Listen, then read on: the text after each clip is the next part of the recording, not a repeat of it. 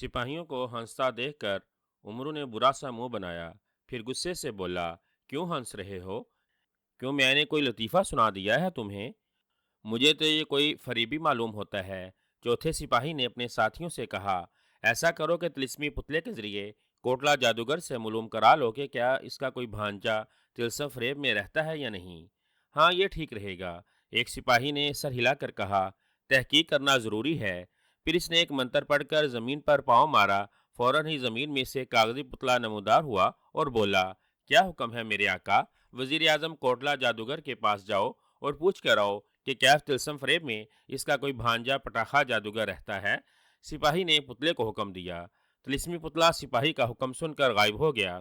सिपाही ने उमरू से कहा, चंद मिनट इंतजार करो। अब मालूम नहीं ये चंद मिनट कितने घंटे में पूरे होंगे। उमरू ने परेशान कुन लहजे में कहा, मिठाई पड़े पड़े खराब ना हो जाए कहीं। मिठाई? कैसी मिठाई? एक सिपाही ने होंठों पर जबान फेरते हुए कहा। मिठाई का नाम सुनकर इसके मुंह में पानी आ गया था। ये है ना? उमरू ने जंबील से लिफाफा निकालते हुए कहा। मामू कोटला की शादी की खुशी में इसकी बेगम को पेश करने के लिए मैंने तिलस्म फरेब की मशहूर मिठाई खरीद ली थी चलते वक्त। लेकिन अब तो लगता है इन्हें दे नहीं सकूंगा। क्यों क्यों नहीं दे सकोगे? दूसरा सिपाही नादीदों की तरह मिठाई के लिफाफे की तरफ देखता हुआ बोला, अरे पहले ही इतनी देर हो चुकी है। अब वहां पहुंचते पहुंचते तो खराब हो जाएगी। मामू कोटला सोचेंगे कि भांजा शादी की मुबारकबाद देने आया है और मिठाई खराब उठा लाया है। उमरू ने लिफाफा खोलते हुए कहा।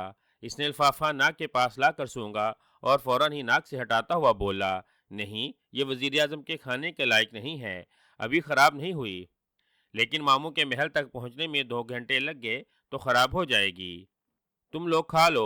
क्या ख्याल है, गलत तो नहीं कह रहा मैं? बिल्कुल, तुम्हारा अंदाजा दुरुस्त है। पहले सिपाही ने हाथ बढ़ाकर उमरू से लिफाफा लेते हुए कहा, कोटला जादूगर के पास पहुंचने तक ये वाकई खराब हो जाएगी और वो तुम्हें शर्मिंदा करेंगे। तुम्हारी शर्मिंदगी से और मिठाई को खराब होने से बचाने के लिए इसे हम खा लेते हैं।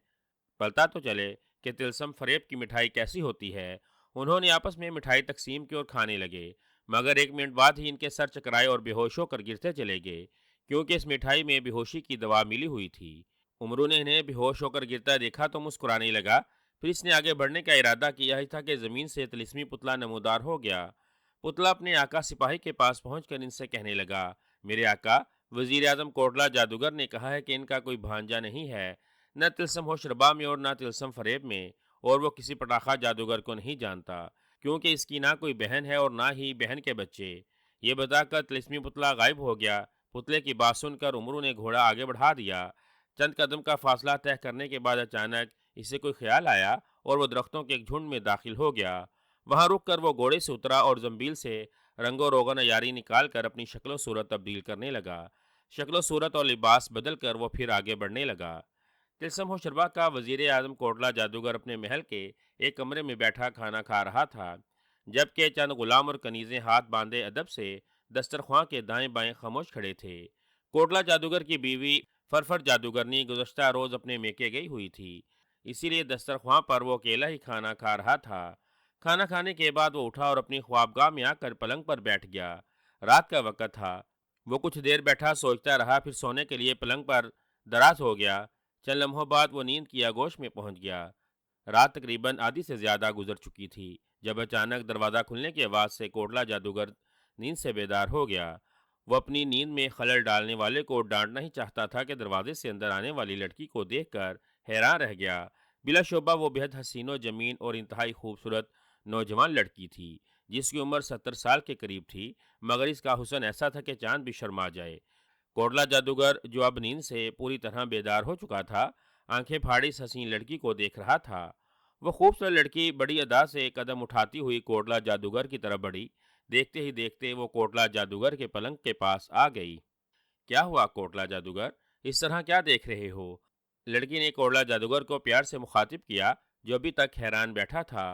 तुम कौन हो? कोटला जादूगर इसके हुस्न से मरऊब होकर हकलाने लगा। मेरा नाम खूबसूरत जादूगरनी है और मैं मुल्क फारस से आई हूँ, सिर्फ तुम्हारे लिए। लड़की ने मुस्कुरा कर कहा। क्या? वो हैरत से उछल पड़ा। मेरे लिए? हाँ, मैं बचपन से तुम्हारी बहादुरी और खूबसूरती के किस्से सुनती आ रही थी। फारस के बहुत से नौजवान मुझसे शादी के ख्वाहिशमंद थे, लेकिन मैंने पक्का इरादा कर रखा था कि शादी करूंगी तो कोटला जादूगर से, ورنہ ساری عمر کنواری ہی بیٹھی رہوں گی۔ میں کافی عرصے سے تمہیں تلاش کرتی پھر رہی ہوں۔ لیکن اتنا کہہ کر لڑکی رونے لگی۔ لیکن کیا خوبصورت جادوگرنی؟ کوڑلا جادوگر نے بے چین ہو کر پوچھا۔ لیکن آج جب میں یہاں پہنچی تو معلوم ہوا کہ تم بے وفا، سنگ دل ہو، بے درد ہو اور خود غرض ہو۔ وہ روتے ہوئے بولی۔ او یہ تم نے کیسے سمجھ لیا خوبصورت لڑکی؟ کوڑلا جادوگر نے تیزی سے کہا۔ اس لیے کہ تم شادی کر چکے ہو، اپنا گھر آباد کر چکے ہو۔ لڑکی ہچکیاں لیتے ہوئے بولی۔ یہ معلوم ہونے پر میں سارا دن شہر سے باہر ایک غار میں اپنی محرومی اور تمہاری بے وفائی پر روتی رہی۔ اور ظالم، میں تو واپس فارس جا رہی تھی کہ مگر دل نے پھر مجبور کیا کہ جس کوٹلہ کی یاد میں اتنے سال تڑپتی رہی، جس کو پانے کی آرزو میں جنگلوں پہاڑوں کی خاک چھانتی ہوئی یہاں تک آئی ہوں، اسے ایک مرتبہ دیکھ تو لوں۔ اس لیے تمہاری خوابگاہ میں چپکے سے آ گئی کہ تمہیں دیکھ کر اسی طرح سے چپکے سے چلی جاؤں گی۔ یہ کہہ کر وہ زور زور سے رونے لگی۔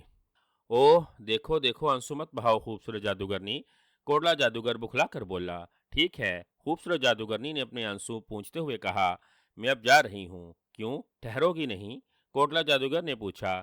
ٹھہرنے کا کیا فائدہ؟ تم کون سا مجھ سے شادی کر لو گے؟ خوبصورت جادوگرنی دروازے کی طرف مڑتی ہوئی بولی۔ ٹھہرو، میں تم سے شادی کرنے کے لیے تیار ہوں۔ کوڑلا جادوگر تیزی سے بولا۔ کیا واقعی؟ وہ ایک دم خوش ہو کر بولی۔ مگر تمہاری بیوی؟ وہ یہاں رہے گی، تمہیں میں الگ محل بنوا دوں گا۔ کوڑلا جادوگر نے مسکرا کر کہا۔ نہیں، اس طرح میں نہیں رہ سکتی۔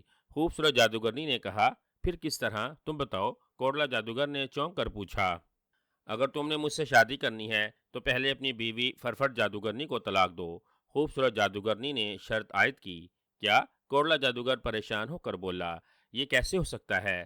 وہ شہنشاہ افراسیاب کی بیٹی ہے۔ اگر میں نے اسے طلاق دی تو وہ مجھے وزارت سے الگ کر دے گا۔ ہاں، میں ہی پاگل تھی جو تمہاری تلاش میں اپنا وطن چھوڑ کر ملک ملک شہر شہر دھکے کھاتی رہی، اور تم میرے لیے ایک نوکری نہیں چھوڑ سکتے؟ کتنے خود غرض ہو۔ اگر تمہیں وزیر اعظم بننے کا اتنا ہی شوق ہے تو میں اپنے باپ سے کہہ کر تمہیں اپنے ملک میں وزارت دلوا دوں گی۔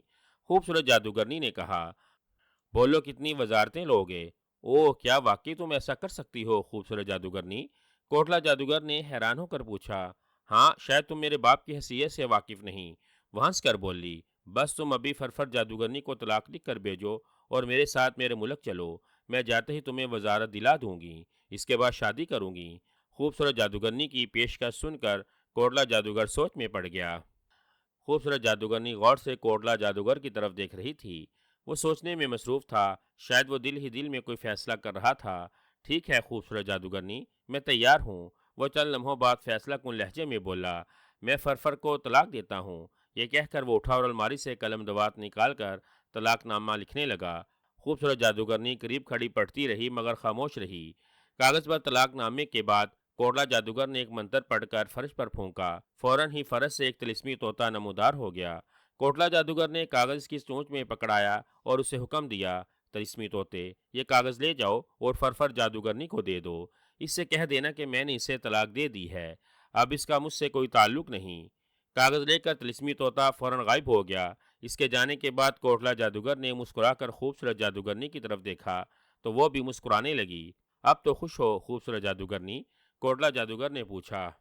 خوش تو میں تب ہوں گی جب تم افراسیاب کو سزا دو گے، خوبصورت جادوگرنی نے ہنس کر کہا۔ افراسیاب کو سزا؟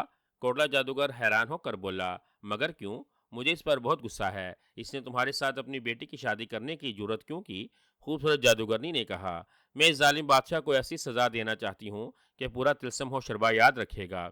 کوٹلا جادوگر نے پریشان ہو کر کہا۔ لیکن اگر اسے پتا چل گیا کہ میں نے اسے سزا دی ہے تو وہ مجھے راکھ کا ڈھیر کر دے گا۔ گھبراؤ مت، خوبصورت جادوگرنی نے مسکرا کر کہا۔ اسے پتا چلنے تک ہم اس سے بہت دور پہنچ چکے ہوں گے کوٹلا پیارے۔ پھر وہ افراسیاب کو سزا دینے کا طریقہ سمجھانے لگی۔ اس کی بات سن کر کوٹلا جادوگر کی پریشانی دور ہو گئی۔ اس نے کہا، ٹھیک ہے، میں سمجھ گیا، تم نے جیسا ہی کہا ویسا ہی کروں گا۔ آؤ آپ سو جائیں، میں دوسرے کمرے میں آرام کروں گی۔ خوبصورت شہزادی نے مسکرا کر کہا۔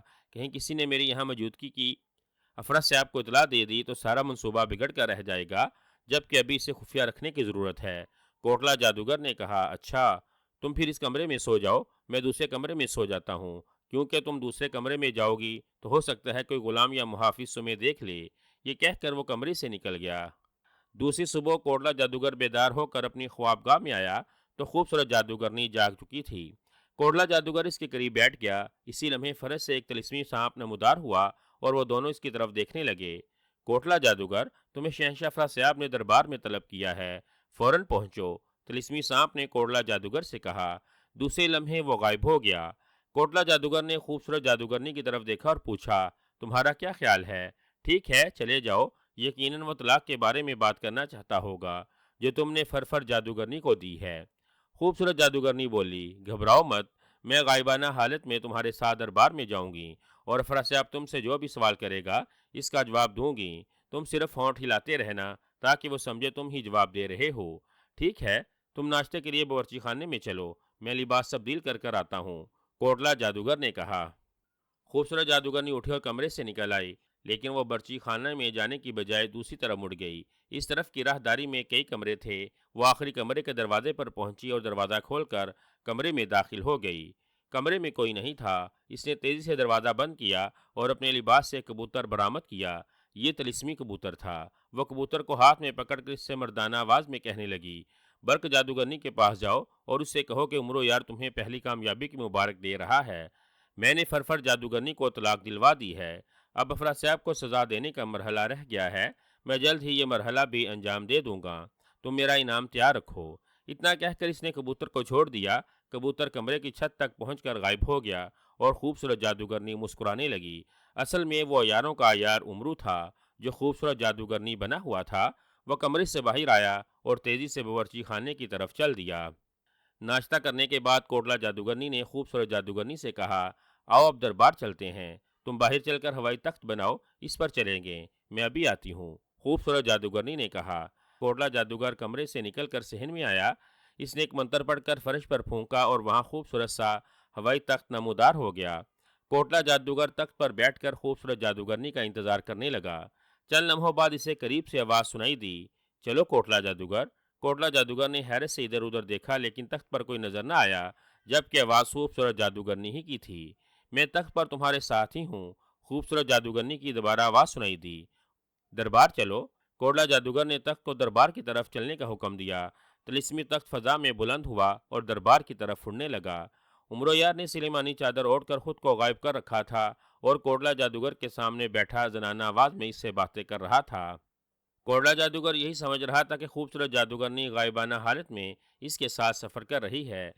جلد ہی طلسمی تخت شاہی دربار کے احاطے میں جا اترا۔ کوٹلا جادوگر تخت سے اترا۔ عمرو تخت پر بیٹھا دربار کی شان و شوکت دیکھ رہا تھا، لیکن کوٹلا جادوگر کے اترتے ہی تخت ایک دم غائب ہو گیا اور عمرو فرش پر آ رہا۔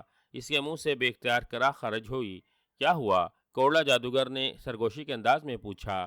عمرو سے نظر نہیں آ رہا تھا۔ کچھ نہیں، اندر چلو، عمرو نے زنانہ آواز میں کہا۔ کوٹلا جادوگر آگے بڑھا اور دربار میں داخل ہو گیا۔ عمرو بھی اس کے پیچھے غائبانہ حالت میں دربار کے اندر آ گیا۔ دربار اس وقت درباریوں سے بھرا ہوا تھا۔ افراسیاب شاہی تخت پر بیٹھا ہوا تھا۔ کوٹلا جادوگر اور عمرو اندر آئے تو عمرو کو کوئی دیکھ نہ سکا کیونکہ اس نے سلیمانی چادر اوڑھ رکھی تھی۔ کوٹلا جادوگر افراسیاب کے تخت کے سامنے جھک کر شاہی ادا بجا لایا۔ افراسیاب نے اسے کرسی پر بیٹھنے کا اشارہ کیا اور وہ کرسی پر بیٹھ گیا۔ ہم تم سے یہ نہیں پوچھیں گے کہ تم نے ہماری بیٹی فرفر جادوگرنی کو طلاق کیوں دی ہے، افراسیاب نے کوٹلا جادوگر سے کہا۔ تمہیں طلب کرنے کا مقصد یہ ہے کہ ہم تمہیں بتانا چاہتے ہیں کہ عمرو یار طلسم ہوشربا میں آ چکا ہے اور یہ سب شرارت اسی کی ہے۔ کیا مطلب؟ کوٹلا جادوگر حیرت سے اچھل پڑا۔ ہاں، ہمیں سب کچھ ابھی ابھی طلسمی کتاب سامری سے معلوم ہوا ہے، افراسیاب نے کہا۔ گزشتہ شام عمرو سرحدی محافظوں کو بے ہوش کر کے طلسم میں داخل ہوا تھا اور پھر خوبصورت جادوگرنی کے روپ میں تمہارے پاس جا پہنچا۔ ادھر دیکھو، افراسیاب نے تخت کے دائیں جانب اشارہ کیا۔ اس طرف برق جادوگرنی طلسمی پنجرے میں قید پریشان بیٹھی ہوئی تھی۔ ارے خالہ برق جادوگرنی! کوٹلا جادوگر اسے پنجرے میں قید دے کر حیرت سے چلایا۔ ہاں، یہ برق جادوگرنی ہے۔ اس نے صرف اور صرف اپنی بیٹی تتلی جادوگرنی کی موت کا انتقام لینے کے لیے عمرو سے مدد لی، حالانکہ عمرو 2 مہینے پہلے طلسم میں آنے سے توبہ کر چکا تھا۔ اگر وہ توبہ نہ کر چکا ہوتا تو ہم اس سے طلسمی نگری کے حاکم کچرا جادوگر کی موت کا انتقام لیتے، جسے وہ طلسمی نگری سے قید کر کے لے گیا اور اپنے ملک پہنچ کر اسے مار ڈالا تھا۔ عمرو نے دربار میں بدلی ہوئی صورتحال دیکھی تو بکھلا گیا۔ وہ سوچ بھی نہیں سکتا تھا کہ افراسیاب سب کچھ معلوم کر چکا ہوگا اور اس کی ساری محنت پر پانی پھر چکا ہوگا۔ وہ اس صورتحال سے نپٹنے کے لیے نئی ترکیب سوچنے لگا۔ افرا صاحب کوٹلا جادوگر سے کہہ رہا تھا، جیسے ہی ہمیں معلوم ہوا کہ یہ سب چکر برق جادوگرنی کا چلایا ہوا ہے تو ہم نے اسے گرفتار کر لیا۔ او مجھے معاف کر دیں علی جاں۔ کوٹلا جادوگر ہاتھ جوڑ کر معافی مانگنے لگا۔ میں نہیں جانتا تھا کہ خوبصورت جادوگرنی اصل میں امرو ہے۔ مجھے بھی معلوم نہ تھا کہ طلسم کا وزیر اعظم اتنا کم عقل ہوگا کہ خوبصورت جادوگرنی اور امرو میں فرق محسوس نہ کر سکے گا۔ افرا صاحب نے اس بار غصے سے کہا، اس لیے تمہیں سزا دینا بھی ضروری ہے۔ یہ کہہ کر افرا صاحب نے کوٹلا جادوگر کی طرف پھونک ماری۔ دوسرے لمحے وہ بھی برق جادوگرنی کی طرح پنجرے میں قید ہو گیا۔ یہ طلسمی پنجرا تھا، اس لیے اس پر کسی اور کا جادو اثر نہیں کر سکتا تھا۔ رحم کیجیے علی جا، رحم کریں۔ کوٹلا جادوگر پنجرے میں بند بھرائی ہوئی آواز میں افرا صاحب سے اپیل کرنے لگا۔ بکو مت، افرا صاحب گرایا، تم دونوں کو پتال میں پھنکوا دیا جائے گا، یہی تمہاری سزا ہے۔ یہ صورتحال دیکھ کر امرو کو غصہ آ گیا۔ اس نے فوراً سلیمانی زنبیل سے بے ہوشی کا گولا نکال کر فرش پر دے مارا۔ دوسرے ہی لمحے دربار میں گہرا دھواں پھیل گیا۔ افرا صاحب اور اس کے درباری اس اچانک نمودار ہونے والے دھوئیں کو دیکھ کر حیران نظر آنے لگے، لیکن اس سے پہلے کہ کچھ سمجھتے بے ہوشی کے گولے نے اثر دکھایا اور سب لوگ بیٹھے بیٹھے بے ہوش ہو کر ادھر ادھر لڑک گئے۔ امرو نے اپنا سانس روک لیا تھا، اس لیے اس پر بے ہوشی کے دھوئیں کا اثر نہ ہوا۔ برق جادوگرنی اور کوٹلا جادوگر پنجرے میں ہی بے ہوش ہو چکے تھے۔ دربار کے دروازے پر کھڑے چاروں دربان بھی بے ہوش ہو چکے تھے۔ امرو نے تیزی سے اپنا کام شروع کیا۔ اس نے جادوگروں کے مردانہ زیورات اتار کر جیبوں سے اشرفیاں نکال کر اپنی زنبیل میں بھر لی۔ جادوگروں کے گلے میں پڑے ہار، ہاتھوں میں موجود ہیروں کی انگوٹھیاں اور دوسری قیمتی چیزیں اتار کر سب زنبیل کی نظر کر دیں۔ پھر وہ افرا صاحب کے تخت کی طرف بڑھا۔ افرا صاحب کے قریب آ کر سب سے پہلے اس نے افرا صاحب کے سر پر رکھا ہوا بیش قیمتی ہیرے جواہرات سے مرضیہ تاج اتار کر اپنی سلیمانی زنبیل میں ڈالا۔ پھر اس نے گلے سے سچے موتیوں کی مالائیں، ہاتھوں سے انگوٹھیاں اور پوشاک میں لگے طلائی بٹن اتار کر زنبیل میں بھر لیے۔ لوٹ مار سے فارغ ہو کر اس نے زنبیل سے تیز دھار والا اسرا نکالا۔ اس نے اسرے سے افرا صاحب کی داڑھی، مونچھیں، بھویں اور سر مونڈا۔ پھر افرا صاحب کی شکل دیکھ کر ہنسا اور بولا، ساری عمر یاد کرو گے کہ کسی سے پالا پڑا تھا۔ افرا صاحب سے ہٹ کر امرو دوسرے جادوگروں کی طرف بڑھا اور ایک ایک کر کے تمام جادوگروں کے سر کے بالوں، مونچھوں اور بھوؤں کو مونڈ ڈالا۔ پھر وہ برق جادوگرنی کے پاس آیا جو پنجرے میں بے ہوش پڑی تھی۔ لو بھئی برق جادوگرنی، میں نے اپنا وعدہ پورا کر دیا۔ امرو نے مسکرا کر کہا، اب میرا انعام کون دے گا؟ او تم تو بے ہوش پڑی ہو، خیر کوئی بات نہیں۔ امرو اپنا انعام حاصل کرنا جانتا تھا۔ اس نے زنبیل سے رنگ و روغن یاری نکالا اور اپنی شکل تبدیل کر کے خود کو برق جادوگرنی کا ہم شکل بنا کر اس نے زنانہ لباس پہن لیا۔ اب وہ برق جادوگرنی دکھائی دے رہا تھا۔ اس نے آئینے میں اپنی شکل کا جائزہ لیا، پھر سب سامان زنبیل میں واپس رکھا اور زنبیل سے بے ہوشی کا ایک اور گولا نکال کر فرش پر دے مارا۔ فوراً ہی وہاں دوبارہ دھواں پھیل گیا۔ امرو نے فوراً دھوئیں سے بچنے کے لیے رومال ناک پر رکھ لیا۔ پھر افرا صاحب کے قریب آ کر بولا، اچھا پیارے افرا صاحب، میں جا رہا ہوں۔ تم اور تمہارے درباری صبح سے پہلے ہوش میں نہیں آئیں گے۔ خدا حافظ۔ یہ کہہ کر وہ دربار سے باہر آیا اور برق جادوگرنی کے محل کی تلاشی میں چل پڑا۔ کچھ دیر ادھر ادھر گھومتا پھرتا رہا۔ اسے اپنے طلسمی طوطے کا خیال آیا۔ اس نے زنبیل سے طوطا نکالا اور اس سے کہا، برق جادوگرنی کے محل کا پتہ بتاؤ۔ طوطے نے فوراً ہی پتہ بتا دیا۔ امرو نے اسے واپس زنبیل میں ڈالا اور برق جادوگرنی کے محل کی طرف چل دیا جو زیادہ دور نہ تھا۔ جلد ہی وہ محل کے دروازے پر پہنچ گیا۔ دروازے پر کھڑے دربان نے اسے آتا دیکھ کر فوراً ہی دروازہ کھول دیا تھا۔ کیونکہ امرو برق جادوگرنی کا ہم شکل بنا ہوا تھا، وہ محل میں داخل ہوا اور محل کی تلاشی لینے لگا۔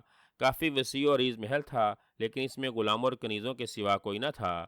امرو سمجھ گیا کہ برق جادوگرنی کا شوہر وزیر خزانہ بھی دربار میں بے ہوش پڑا ہوگا۔ محل کے کچھ کمروں کے دروازوں پر قفل لگے ہوئے تھے۔ امرو نے زنبیل سے سلیمانی چابی نکالی جس سے ہر قسم کا قفل کھولا جا سکتا تھا۔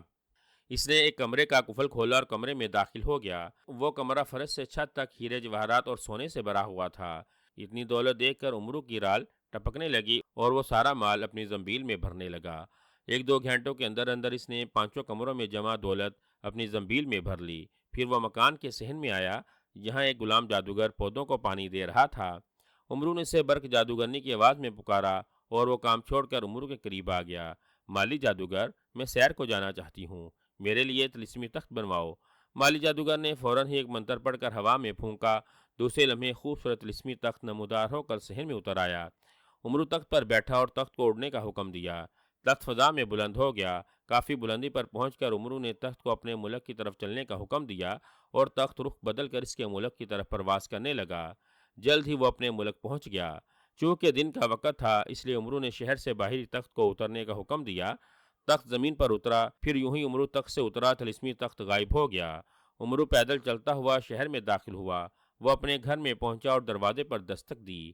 کون ہے؟ اندر سے اس کی بیگم نے پوچھا۔ میں ہوں بیگم، عمرو نے مسکرا کر کہا۔ بیگم نے دروازہ کھولا مگر اس کی شکل دیکھ کر چونک پڑی، کیونکہ عمرو زنانہ لباس پہنے برق جادوگرنی کا ہم شکل بنا ہوا تھا۔ بڑی چکر باز عورت ہو، وہ غصے سے بولی۔ عمرو کی آواز کی نقل کرتی ہو؟ کہاں ہے میرا شوہر عمرو؟ وہ بیچارہ تمہارے ڈر سے نہیں آیا؟ عمرو نے برق جادوگرنی کی آواز میں کہا۔ کیونکہ تم اسے پھر عیاری سے توبہ کرنے پر مجبور کرو گی، اس لیے اس نے میرے ساتھ شادی کرنے کا فیصلہ کر لیا ہے۔ میں تمہیں یہی اطلاع دینے آئی ہوں، بس اب واپس جا کر عمرو سے شادی کروں گی۔ عمرو کی شادی کا سن کر بیگم غضبناک ہو گئی۔ وہ غصے سے بولی، یہاں سے اب تم زندہ واپس نہیں جاؤ گی۔ عمرو ابھی رنڈوا نہیں ہوا تھا کہ تم سے شادی کر لے، اس کی بیوی زندہ ہے۔ میرے جیتے جی کوئی عورت عمرو کی بیوی نہیں بن سکتی۔ یہ کہہ کر اس نے عمرو کو بازو سے پکڑ کر جھٹکے سے اندر کھینچا اور عمرو منہ کے بل صحن میں آ گرا۔ اس کے اٹھنے سے پہلے ہی بیوی نے ایک طرف رکھا ہوا موٹا سا ڈنڈا اٹھایا اور عمرو کی ٹانگوں پر وار کرتی ہوئی گرائی۔ بولو، کرو گی عمرو سے شادی؟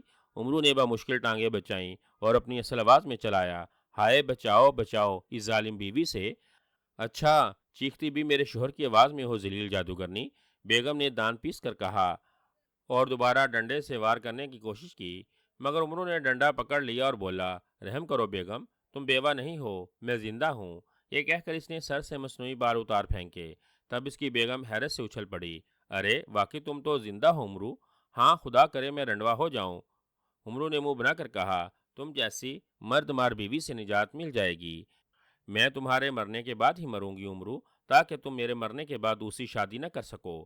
بیگم نے ہنستے ہوئے کہا، ٹھیک ہے، لاؤ زہر میں ابھی کھا کر مر جاتا ہوں۔ عمرو غصے سے بولا، خالی پیٹ زہر اثر نہیں کرے گا۔ وہ ہنستی ہوئی بولی، پہلے کھانا کھلا دو، چلو ہاتھ منہ دھو کر آؤ، میں کھانا لگاتی ہوں۔ عمرو نے کھانے کا سنا تو اسے بھوک محسوس ہونے لگی اور وہ غسل خانے کی طرف بڑھ گیا۔ دوسرے روز بیگم نے عمرو سے مچھلی کھانے کی خواہش ظاہر کی اور کہا کہ وہ اسے بازار سے مچھلی لا دے۔ عمرو نے اس سے پہلے تو اس کی فرمائش پر ناک بھوئیں چڑھائیں، پھر مچھلی خریدنے چل پڑا۔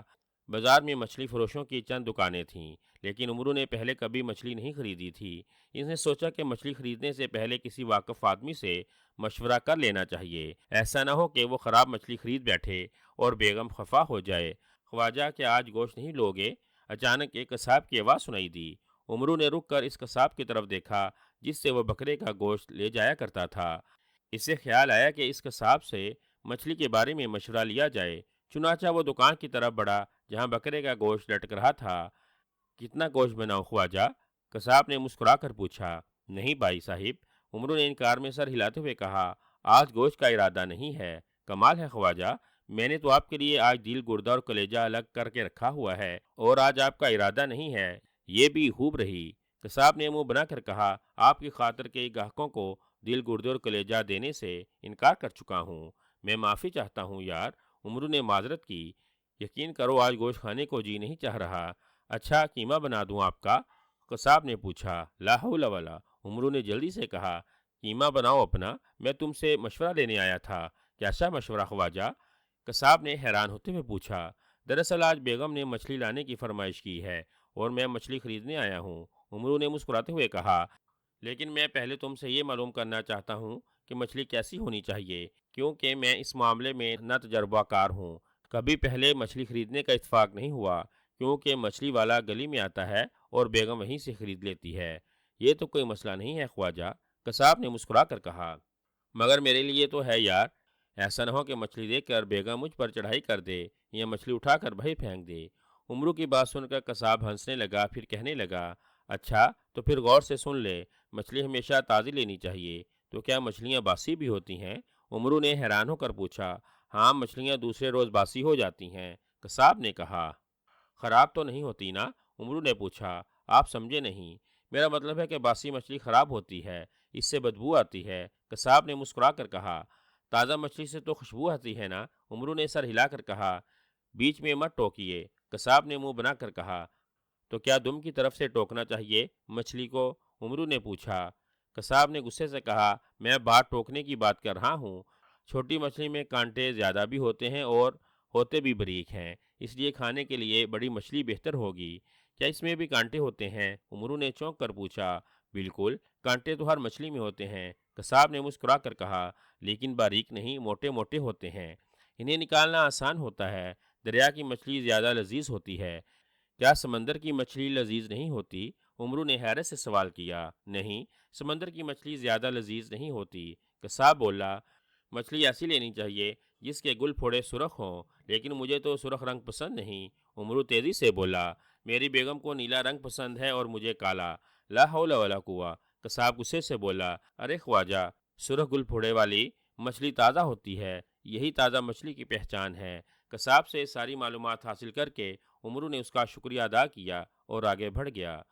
امرو ایک مچھلی فروش کی دکان پر پہنچا جہاں کئی قسم کی مچھلیاں رکھی تھیں۔ اس نے دکاندار سے کہا، مجھے مچھلی چاہیے۔ دکاندار نے ایک مچھلی ترازو میں تول کر اس کے سامنے رکھ دی۔ امرو مچھلی کو الٹ پلٹ کر دیکھنے لگا۔ کئی لمحے گزر گئے۔ کیا دیکھ رہے ہو جناب؟ دکاندار نے اکتا کر پوچھا۔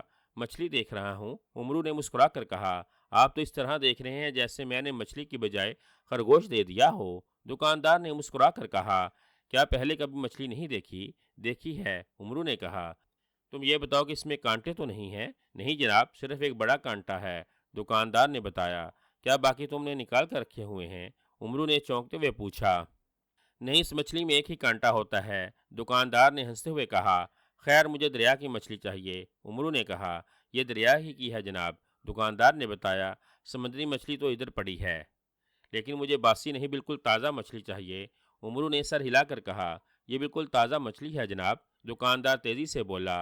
امرو نے مچھلی کے گل پھڑے دیکھے اور منہ بنا کر بولا، یہ تو باسی ہے، اس کے گل پھڑے سرخ نہیں ہیں۔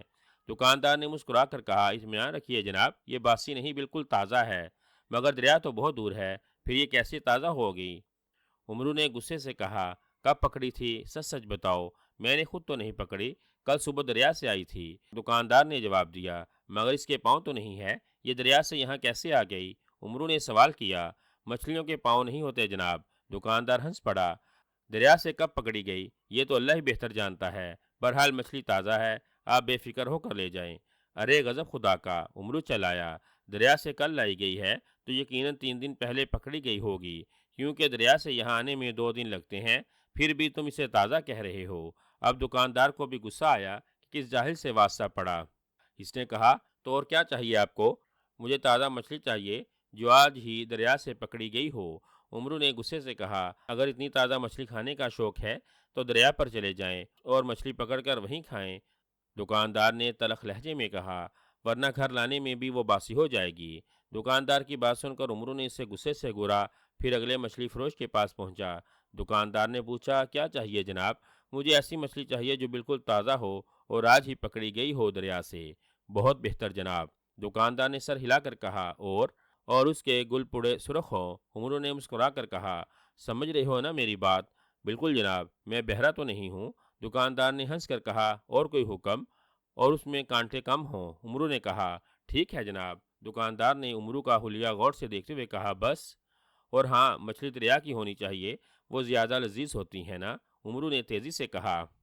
امرو کی بات سن کر دکاندار نے ناگواری سے منہ بنایا اور بولا، کیا کبھی پہلے بھی آپ نے تازہ مچھلی کھائی ہے؟ کیوں نہیں، 1000 مرتبہ کھا چکا ہوں، امرو نے مسکرا کر کہا۔ بہت تجربہ کار ہوں مچھلی کے معاملے میں۔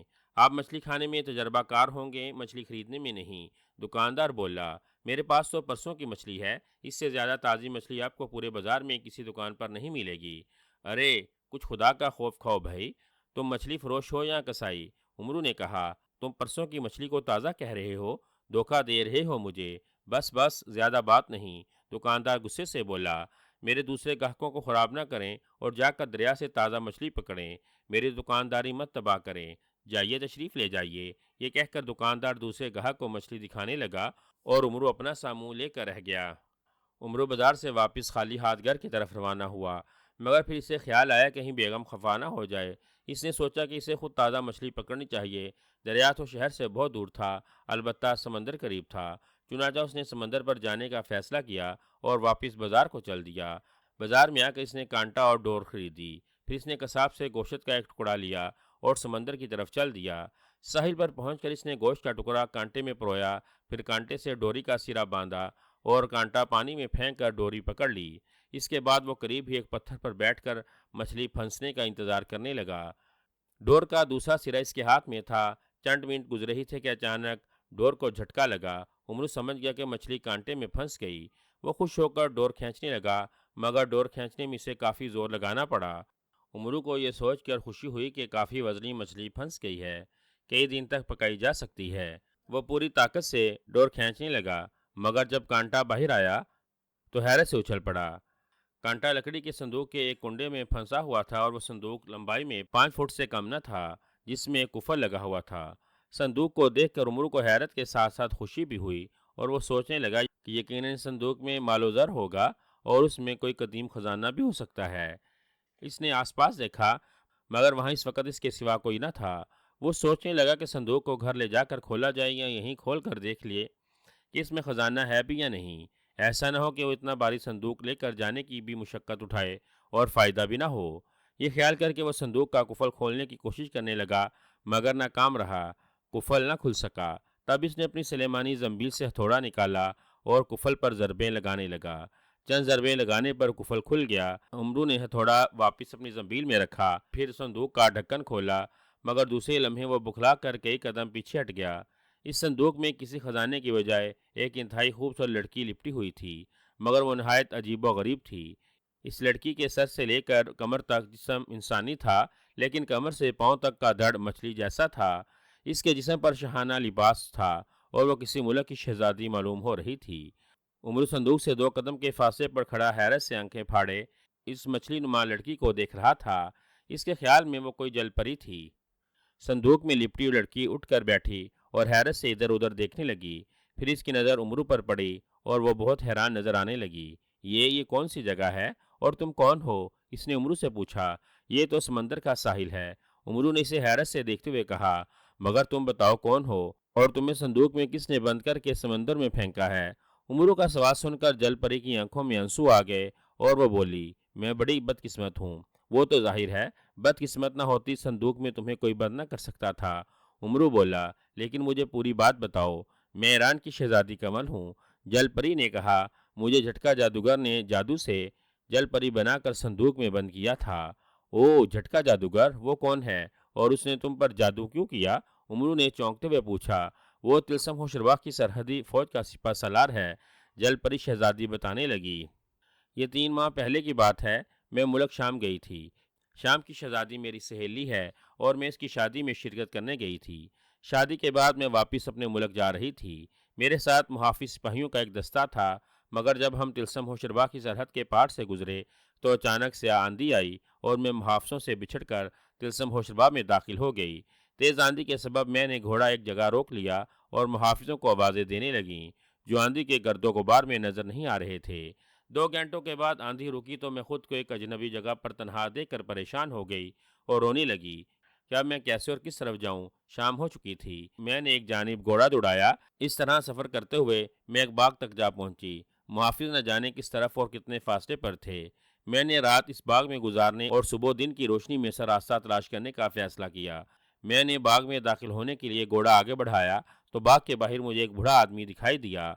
मुझे उम्मीद हुई कि वो मेरी मदद करेगा और ईरान जाने वाले रास्ते की निशानदही करेगा। चुनाचा मैंने इससे पूछा, मेहरबानी करके मुझे ईरान जाने वाला रास्ता बता दो। वो बूढ़ा मेरी खूबसूरती देखकर बेईमान हो गया। इसने कहा, मैं रास्ता तो नहीं जानता, अलबत्ता रात बसर करने के लिए तुम्हें अपने घर में मेहमान रख सकता हूँ। मैंने इससे भी गनीमत समझा और उसके साथ चल दी। बूढ़ा मुझे बाग के अंदर लाया। इस बाग के वस्त में खूबसूरत महल था। मैं समझ गई कि बूढ़ा दौलतमंद आदमी है और अंदर इसके बीवी बच्चे भी होंगे, इसलिए मैंने कोई खौफ ना खाया और ना ही मुझे इसकी नीयत पर कोई शुबा हुआ। वह मुझे अपने हमरा महल के अंदर लाया। वहाँ कोई न था। इसने मुझे एक कमरे में बिठाया और मेरे लिए बेहतरीन खाना लाया। मैंने ख्याल किया कि शायद इसके बीवी बच्चे कहीं गए होंगे। मैंने खामोशी से खाना खाया, मगर खाना खाने के बाद वो कहने लगा, शहजादी तुम बहुत खूबसूरत हो और मैंने तुम्हें अपने लिए पसंद कर लिया है। अब मैं तुम्हारे साथ शादी करूँगा, तुम्हें अपनी दुल्हन बनाऊँगा। इसकी बात सुनकर मुझे हैरत हुई और इस पर बेहद गुस्सा आया। वो इंतहाई बदसूरत और बूढ़ा था। मैंने शादी से इनकार कर दिया। हरगिज़ नहीं, मैं शादी नहीं करूँगी। मैंने गुस्से से कहा, मैं शहजादी हूँ اور شہزادیوں کی شادیاں شہزادوں سے ہوا کرتی ہیں۔ ارے میں بھی تو شہزادہ ہوں، وہ ہنس کر بولا۔ میرے پاس بہت دولت ہے، ساری عمر عیش کرو گی۔ بکواس بند کرو، کبھی آئینے میں اپنی شکل بھی دیکھی ہے بڈھے؟ میں گرائی، تم فکر نہ کرو شہزادی، میں خود کو جوان بنا لوں گا۔ اس نے ڈھڑائی سے ہنس کر کہا، بس تم شادی پر رضامند ہو جاؤ، میں لعنت بھیجتی ہوں تم پر اور تمہاری دولت پر۔ میں نے غصے سے کہا، تم مجھے مجبور نہیں کر سکتے، میں جا رہی ہوں۔ تم یہاں سے نہیں جا سکتی شہزادی، اس نے تیزی سے کہا، میں تمہیں کہیں جانے نہیں دوں گا، شادی پر تیار ہو جاؤ۔ میں اٹھ کر دروازے کی طرف بڑھی اور بولی، تم مجھے روک نہیں سکتے خبیث آدمی۔ ابھی میں دروازے کے پاس پہنچی نہ تھی کہ اس نے دروازے کی طرف پھونک ماری اور دروازہ ایک دم بند ہو گیا۔ دروازہ بند ہونے پر مجھے حیرت ہوئی۔ میں نے دروازہ کھولنے کی کوشش کی مگر ناکام رہی۔ میں گھبرا گئی۔ اسی لمحے اس بوڑھے خبیث نے کہا، شادی تو تمہیں کرنا پڑے گی شہزادی، میرا نام جھٹکا جادوگر ہے اور میں تمہیں ایک ہفتے کی مہلت دیتا ہوں۔ اگر ایک ہفتے میں تم مجھ سے شادی کرنے پر رضامند نہ ہوئی تو ایسی سخت سزا دوں گا کہ ساری عمر پچھتاتی رہو گی۔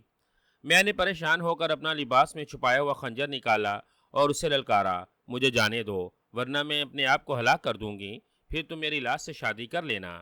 یہ سن کر جھٹکا جادوگر نے ایک منتر پڑھا اور میری طرف پھونکا اور میرے ہاتھ میں موجود خنجر ایک دم سانپ بن گیا۔ میں نے گھبرا کر اسے فرش پر جھٹک دیا اور وہ غائب ہو گیا۔ ہا ہا ہا، اب تم زندہ رہو گی اور مجھ سے شادی کرو گی۔ پورے 7 دن بعد جھٹکا جادوگر نے کہکا لگا کر کہا، پھر اس نے ایک منتر پڑھ کر مجھ پر پھونکا اور میں ایک پنجرے میں بند نظر آنے لگی۔ جھٹکا جادوگر نے ہنستے ہوئے کہا، تم اس کمرے میں قید رہو گی اور میں تمہیں کھانا پینا بھی دیتا رہوں گا، پھر 8ویں دن تم سے پوچھوں گا۔ اگر تم نے مجھ سے شادی کا فیصلہ نہ کیا تو سخت سزا دوں گا۔ یہ کہہ کر وہ کمرے سے نکل گیا اور میں پنجرے میں قید اپنی قسمت پر آنسو بہانے لگی۔ 8ویں دن جھٹکا جادوگر نے مجھ سے شادی کے بارے میں پوچھا تو میں نے انکار کر دیا اور کہا، خبیث جادوگر، تم چاہے میرے جسم کے ٹکڑے کر دو لیکن میں تمہارے ساتھ شادی نہیں کروں گی۔ میرا آخری فیصلہ سن کر جھٹکا جادوگر نے غضبناک ہو کر مجھ پر ایک منتر پھونکا۔ دوسرے لمحے میرا نچلا دڑ مچھلی میں تبدیل ہو گیا۔ اپنے جسم کی تبدیلی پر میں رونے لگی کیونکہ پاؤں نہ ہونے کے سبب میں کھڑی نہ ہو سکتی تھی۔ ہا ہا ہا، اب تم ساری عمر سمندر میں رہو گی شہزادی، جھٹکا جادوگر نے کہکا لگا کر کہا، اور میں ہر ہفتے تم سے شادی کے لیے تمہاری رضامندی معلوم کر لیا کروں گا۔ جب تم رضامند ہو گئی تمہیں سمندر سے نکال کر تم سے شادی کر لوں گا۔ میں زندہ رہوں گی تو معلوم کرو گے نا؟ میں نے غصے سے کہا، جب تک میں نہ چاہوں تم نہیں مرو گی اور نہ مگرمچھ یا آدم خور مچھلیاں تمہیں کھائیں گی، کیونکہ سمندر میں تم صندوق میں بند کر کے ڈالی جاؤ گی۔ یہ کہہ کر اس نے مجھ پر دوبارہ منتر پھونکا اور پنجرہ ایک صندوق میں تبدیل ہو گیا۔ پھر اس نے ایک منتر پڑھ کر ہوا میں پھونکا۔ جواب میں ایک خوفناک جن نمودار ہو کر بولا، کیا حکم ہے میرے آقا؟ اس صندوق کو سمندر میں پھینک دو۔ جھٹکا جادوگر نے اسے حکم دیا۔ طلسمی جن نے حکم کی تعمیل کی اور صندوق کو سمندر میں ڈال دیا۔ اب جھٹکا جادوگر ہر ہفتے مجھے سمندر سے نکال کر پوچھتا ہے کہ میں شادی کرنے پر رضامند ہوں یا نہیں۔ میں انکار کر دیتی ہوں اور وہ مجھے دوبارہ صندوق میں بند کر کے سمندر میں ڈال دیتا ہے۔ شہزادی کنول خاموش ہو کر پھر رونے لگی۔ امرو کا جھٹکا جادوگر پر بے حد غصہ آیا۔ اس نے پوچھا، اب جادوگر نے کس دن آنا ہے؟ آج آنا ہے، لیکن اس کے آنے میں ابھی 2 گھنٹے باقی ہیں۔ جل پری شہزادی نے کہا، ٹھیک ہے، اسے آنے دو، آج اس کی زندگی کا آخری دن ہے، امرو نے جوشیلے لہجے میں کہا۔ پھر اس نے زنبیل سے رنگ روغن یاری نکالا اور اپنی شکل تبدیل کرنے لگا۔ اس نے خود کو شہزادی سے زیادہ خوبصورت لڑکی بنایا اور زنبیل سے زنانہ لباس نکال کر پہن لیا۔ پھر اس نے شہزادی جل پری کو صندوق سے نکالا اور ساحل سے چند قدم دور درختوں کے ایک جھنڈ میں لے جا کر اسے چھپا دیا۔ اس کے بعد وہ ساحل پر خالی صندوق کے پاس بیٹھا جھٹکا جادوگر کا انتظار کرنے لگا۔ امرو نے کچھ سوچ کر زنبیل سے ایک شیشی نکالی اور خالی صندوق میں رکھ دی۔ اس وقت وہ ایک خوبصورت لڑکی بنا ہوا تھا اور اسے جھٹکا جادوگر کا انتظار تھا جس نے شہزادی جل پری سے اس کی شادی پر رضامندی معلوم کرنے کو آنا تھا۔ تقریباً 2 گھنٹے بعد سمندر سے خوفناک مگرمچھ نکلا اور اسے دیکھ کر امرو خوفزدہ ہو گیا کیونکہ مگرمچھ اپنی خونخوار آنکھوں سے اسے دیکھ رہا تھا۔ چند لمحوں بعد مگرمچھ امرو کی طرف بڑھنے لگا۔ امرو ڈر گیا۔ اس نے سوچا جھٹکا جادوگر تو نہ جانے کس وقت آئے گا، اس مگرمچھ سے تو جان بچانی چاہیے۔ اس نے ارادہ کیا کہ بھاگ کر درختوں کی طرف جائے اور کسی درخت پر چڑھ کر بیٹھ جائے، مگر اسی لمحے مگرمچھ نے ایک دم انسانی شکل اختیار کر لی اور اس کا حلیہ دیکھ کر امرو نے بھاگنے کا ارادہ ترک کر دیا۔ وہ سمجھ گیا کہ وہی جھٹکا جادوگر ہے، چنانچہ وہ آرام سے بیٹھا رہا۔ اے لڑکی، تو کون ہے اور اس صندوق کو کس نے سمندر سے نکالا ہے؟ جل پری کہاں ہے؟ جھٹکا جادوگر نے قریب آ کر پوچھا۔ کیا تم جٹکا جادوگر ہو؟ عمرو نے زنانہ آواز میں پوچھا کیونکہ وہ لڑکی بنا ہوا تھا۔ ہاں، جٹکا جادوگر نے حیران ہو کر کہا، مگر تم نے کیسے پہچانا؟ اس طرح کہ ابھی ابھی تمہارا دوست کھٹکا جادوگر یہاں مجھے لایا تھا۔ اس نے صندوق سمندر سے نکالا اور صندوق سے جل پری شہزادی کو نکال کر اپنے ساتھ طلسم ہوشربا لے گیا۔ اس کے بدلے میں وہ مجھے یہاں چھوڑ گیا اور تمہارے لیے صندوق میں یہ شیشی رکھ گیا۔ اس نے مجھے کہا کہ جب جٹکا جادوگر آئے تو اس ستر کو سونگتے ہی سارا معاملہ اس کی سمجھ میں آ جائے گا۔ ساتھ ہی عمرو نے صندوق میں رکھی شیشی اٹھا کر جٹکا جادوگر کے حوالے کر دی۔ جٹکا جادوگر بولا، مگر تم کون ہو؟ میں پرستان کی شہزادی گل پری ہوں، عمرو نے بتایا۔ کھٹکا جادوگر نے مجھے اترتے ہوئے دیکھا تو مجھ پر منتر پھونکا، جس سے میرے دونوں پر غائب ہو گیا اور میں زمین پر آ کر گری۔ تب کھٹکا جادوگر نے مجھے پکڑ لیا اور بولا کہ میں جٹکا جادوگر سے تمہارے بدلے میں شہزادی کنول کو حاصل کروں گا اور اس سے شادی کروں گا۔ وہ مجھے یہاں لایا مگر تم نہ ملے اور وہ میرے بدلے میں جل پری کو لے گیا۔ باقی معاملہ تمہیں اتر سونگنے سے معلوم ہو جائے گا۔ اچھا ہوا وہ تمہیں یہاں چھوڑ گیا۔ جٹکا جادوگر نے اتر کی شیشی کھولتے ہوئے مسکرا کر کہا، جل پری تو مجھ سے شادی پر رضامند نہیں ہوتی، لیکن تم تو اس سے بھی زیادہ خوبصورت ہو۔ اب میں تمہارے ساتھ شادی کر لوں گا، کرو گی نا؟ کیوں نہیں، تم کھٹکا جادوگر سے زیادہ خوبصورت اور طاقتور ہو۔ عمرو نے سر ہلا کر کہا، میں تم سے ضرور شادی کروں گی۔ یہ سن کر جھٹکا جادوگر بہت خوش ہوا اور اس نے عطر کی شیشی ناک سے لگائی، لیکن سونگتے ہی لڑکھڑایا اور بے ہوش ہو کر گر پڑا۔ کیونکہ شیشی میں نشہ آور عطر تھا، عمرو نے فوراً تلوار نکالی اور اس کا سر کاٹ ڈالا۔ جھٹکا جادوگر کے مرتے ہی جل پری شہزادی ایک دم انسانی جسم میں آ گئی۔ اب وہ اپنے پیروں پر چل سکتی تھی۔ وہ خوشی سے اچھلتی ہوئی درختوں کی آڑ سے نکل کر عمرو کے پاس آئی اور اس کا شکریہ ادا کرنے لگی۔ عمرو نے شہزادی کو ساتھ لیا اور اس کے ملک ایران پہنچانے چل دیا۔ طلسم ہوشربا کا شہنشاہ افرا صاحب بے چینی اور غصے کے عالم میں کمرے میں ٹھہر رہا تھا۔ اسے رہ کر عمرو پر غصہ آ رہا تھا، جس نے بھرے دربار میں اس کی داڑھی مونچھیں، سر کے بال اور بھویں مونڈی اور لوٹ مار کر طلسم سے فرار ہو گیا۔ اپنی اس حالت کی وجہ سے افرا صاحب 2 دن سے دربار نہیں گیا تھا۔ اگرچہ عمرو نے تمام درباریوں کے بال مونڈے تھے، مگر افرا صاحب بادشاہ تھا، اس کے لیے یہ بے حد شرم کی بات تھی کہ وہ اس حالت میں دربار جائے اور دیکھنے والے اس پر ہنسیں یا آپس میں اس کے متعلق مذاق کریں۔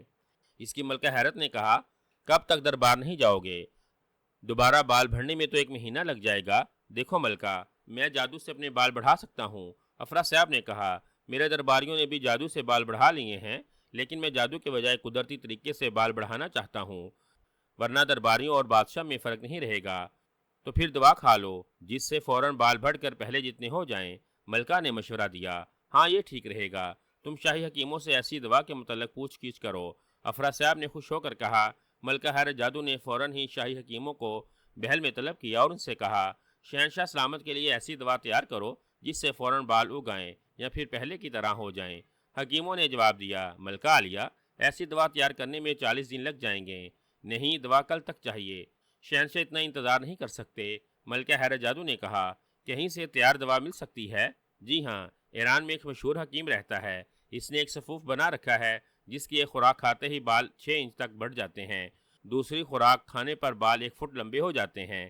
ایک حکیم نے بتایا، لیکن وہ دوا بہت مہنگی دیتا ہے، ہم اس حکیم کو منہ مانگی قیمت دیں گے۔ اس کا نام بتاؤ؟ ملکہ نے خوش ہو کر کہا، اس کا نام حاذق ہے، پورے ایران میں مشہور ہے۔ حکیم نے بتایا۔ ملکہ نے شاہی حکیموں کو رخصت کیا اور کمرے میں آ کر شہنشاہ افرا صاحب کو حکیم حاذق کے بارے میں بتایا۔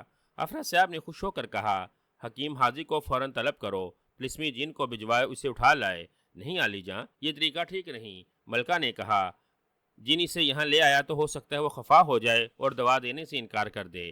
آپ کسی قاصد کو بھیجیں کہ وہ حکیم حاذق کو عزت سے یہاں لائے، یہیں سے دوا لا کر دے۔ ٹھیک ہے، جیسے مناسب سمجھو، برحال دوا آج ہی مل جانی چاہیے تاکہ میں کل دربار میں جا سکوں۔ افرا صاحب نے مسکراتے ہوئے کہا۔ ملکہ حیرت جادو نے ایک منتر پڑھ کر فرش پر پھونکا اور فرش پر طلسمی پتلا نمودار ہو گیا۔ اس نے پوچھا، کیا حکم ہے ملکہ عالیہ؟ مچھر جادوگر کو پیغام دو کہ فوراً یہاں آئے۔ ملکہ نے طلسمی پتلے کو حکم دیا، طلسمی پتلا غائب ہو گیا۔ افرا صاحب نے کہا، اس کے بجائے کوٹلا جادوگر کو بلا لینا تھا، اسی کی وجہ سے عمرو نے میرا یہ حشر کیا ہے۔ نہیں عالی جاں، کوٹلا جادوگر کو آپ نے عمر قید کی سزا دے دی ہے، ہو سکتا ہے وہ انتقام لینے کے لیے کوئی غلط دوا لے آئے جس سے آپ کو نقصان پہنچ جائے۔ پھر مچھر جادوگر بہت تیز رفتار ہے، وہ جلد حکیم حاذق کو لے آئے گا۔ ملکہ نے جواب دیا۔ چند منٹ بعد ایک غلام نے مچھر جادوگر کی آمد کی اطلاع دی۔ ملکہ حیرت جادو اپنے کمرے میں آئی اور مچھر جادوگر کو اندر طلب کیا۔ حکم فرمائیے ملکہ عالیہ، کیسے یاد فرمایا؟ مچھر جادوگر نے موت لہجے میں کہا۔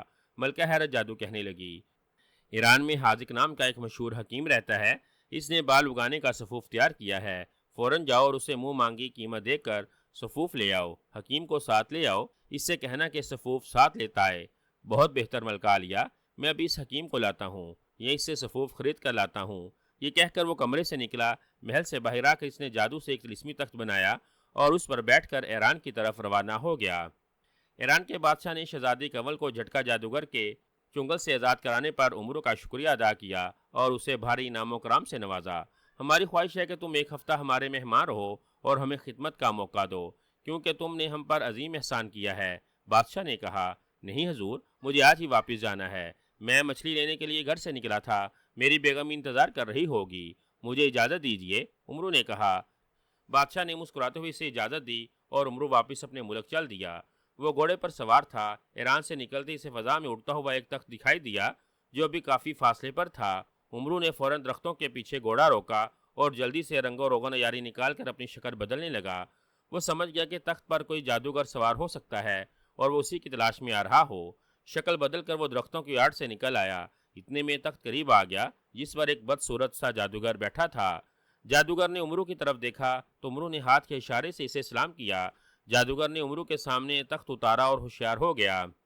بڑے میاں، کیا تم ایران سے آ رہے ہو؟ جادوگر نے امرو سے پوچھا۔ امرو نے منہ بنا کر کہا، کتنے بدتمیز ہو، جادوگر ہو کر بھی اتنی سمجھ نہیں رکھتے کہ کسی اجنبی سے گفتگو کرنے سے پہلے اپنا تعارف کروایا جاتا ہے۔ میرا نام مگرمچھ جادوگر ہے اور میں طلسم ہوشربا سے آیا ہوں۔ جادوگر نے مسکرا کر کہا، مجھے ملکہ عالیہ نے بھیجا ہے۔ ایران میں حاذق نام کا کوئی حکیم رہتا ہے جس کے پاس بال اگانے کا سفوف ہے، اور میں بس میں سمجھ گیا۔ امرو تیزی سے ہاتھ اٹھا کر بولا، کیا سمجھ گئے ہو؟ مچھر جادوگر نے چونک کر پوچھا۔ یہی کہ امرو یار شہنشاہ افرا صاحب کا سر، داڑھی اور مونچھیں مونڈ کر بھاگ گیا اور ملکہ نے تمہیں افرا صاحب کے لیے سفوف لینے بھیجا ہے۔ ارے! مچھر جادوگر حیرت سے اچھل پڑا۔ بڑے میاں، تمہیں کیسے معلوم ہوا کہ میں وہ سفوف افرا صاحب کے لیے لینے آیا ہوں؟ اور امرو نے افرا صاحب کی داڑھی، مونچھیں اور سر مونڈا تھا۔ کیا تم کوئی جادوگر ہو یا نجومی؟ ارے احمق، میں ہی حاذق حکیم ہوں اور طلسم ہوشربا جا رہا ہوں، امرو نے مسکراتے ہوئے کہا۔ کچھ دیر پہلے ملکہ حیر جادو نے طلسمی پتلے کے ذریعے مجھے پیغام بھیجا تھا کہ امرو یار شہنشاہ افرا صاحب اور اس کے درباریوں کے سر، داڑھی، مونچھیں اور بھویں مونڈ کر فرار ہو گیا۔ اب وہ مچھر جادوگر کو میرے پاس بال اگالنے کی دوا لینے کے لیے بھیج رہی ہے اور میں اسے دوا دینے سے انکار نہ کروں، یا دوا لے کر مچھر جادوگر کے ساتھ طلسم ہوشربا چلاؤں یا خود ہی شہنشاہ کو دوا پیش کروں۔ یہ پیغام سن کر میں نے سوچا نہ جانے تم کب آؤ گے، اسی لیے خود ہی طلسم جانا چاہیے اور شہنشاہ کو دوا دے کر انعام و کرام حاصل کروں۔ اچھا تو یہ بات ہے، مچھر جادوگر نے امرو کی بات سمجھ کر کہا، کیا دوا تمہارے پاس ہے؟ ہاں، میں دوا ہی تو پہنچانے جا رہا تھا، امرو بولا۔ تمہیں دیکھ کر میں سمجھ گیا کہ تم ہی خچر جادوگر ہو، اس لیے رک گیا۔ خچر نہیں، میرا نام مچھر جادوگر ہے، مچھر جادوگر نے منہ بنا کر کہا۔ اچھا تم واپس جاؤ اور ملکہ عالیہ کو اطلاع دو کہ میں دوا لے کر پہنچنے والا ہوں۔ ارے گھوڑے پر تو تم 2 دن میں پہنچو گے، مچھر جادوگر تیزی سے بولا۔ مجبوری ہے، میں تمہاری طرح جادوگر تو نہیں ہوں مچھر بھائی کہ جادو سے تخت بنا لوں، امرو نے بے بسی سے کہا۔ مچھر جادوگر نے مسکرا کر کہا، میں نے یہ تو نہیں کہا کہ تم تخت بنا لو، میرے تخت پر آ جاؤ، تمہیں لے جانے کے لیے تو تخت پر آیا ہوں، لیکن گھوڑا کہاں چھوڑوں، آج ہی 5000 میں خریدا ہے، اگر تم 5000 دینے کا وعدہ کرو تو چھوڑ دیتا ہوں، امرو نے کہا۔ ٹھیک ہے، طلسم پہنچ کر رقم لے لینا، مچھر جادوگر نے ناگواری سے کہا۔ جلدی آؤ، ملکہ اور شہنشاہ انتظار کر رہے ہوں گے۔ امرو گھوڑے سے اترا اور آگے بڑھ کر طلسمی تخت پر بیٹھ گیا۔ مچھر جادوگر نے تخت کو واپس چلنے کا حکم دیا اور تخت فضا میں بلند ہو کر اڑنے لگا۔ طلسم کی حدود میں داخل ہونے کے بعد امرو نے مچھر جادوگر سے کہا، اب نکالو 5000 اشرفیاں، ذرا صبر کرو، شہر تو پہنچ جائے، مچھر جادوگر بولا۔ مگر تم نے وعدہ کیا تھا کہ طلسم پہنچتے ہی رقم دے دوں گا، امرو نے بگڑ کر کہا۔ ارے تم تو بہت بے صبر حکیم ہو، مچھر جادوگر بولا۔